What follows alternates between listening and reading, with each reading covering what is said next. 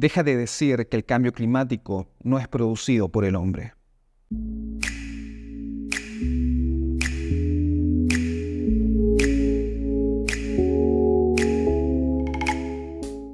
¿Alguna vez te has preguntado por qué a mediados del siglo XX los doctores recomendaban fumar a sus pacientes con afecciones broncopulmonares?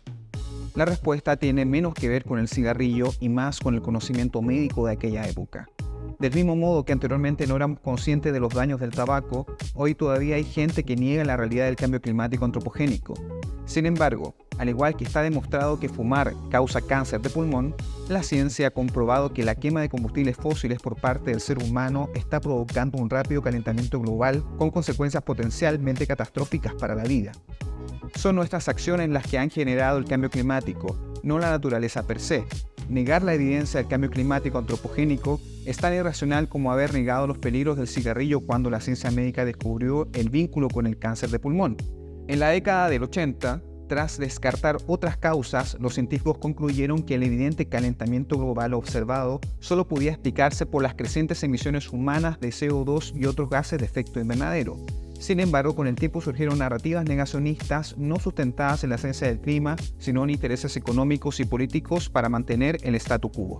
Los argumentos más comunes de quienes niegan el cambio climático antropogénico son: el CO2 es necesario para la vida, así que no puede ser un contaminante. No hay consenso entre los científicos. El clima siempre ha cambiado, es algo natural.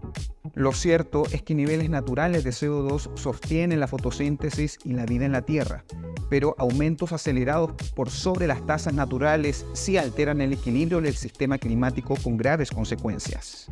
Es una cuestión de excesos. El CO2, a diferencia del vapor de agua, una vez que sube a la atmósfera, demora más de 100 años en decantar y tiene una fuerza radiativa mucho más potente que el vapor de agua. Esto quiere decir básicamente que cada molécula individual de CO2 tiene mucho más calor que una de H2O. Esto hace que el CO2 contribuya de forma desproporcionada al efecto invernadero pese a su menor presencia en la atmósfera.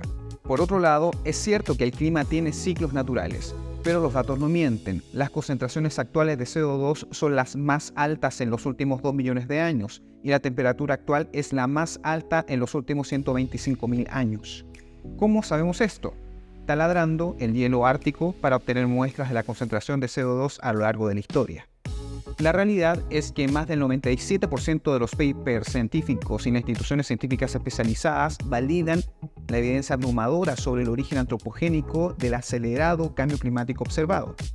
Es el consenso científico mejor establecido, sin sesgos ideológicos de por medio. Siempre es importante ver quiénes son los que financian las investigaciones científicas para darse cuenta de los intereses y sesgos científicos comprometidos. ¿Qué está haciendo tu país para reducir las emisiones y adaptarse al cambio climático? Déjamelo en los comentarios y conversemos.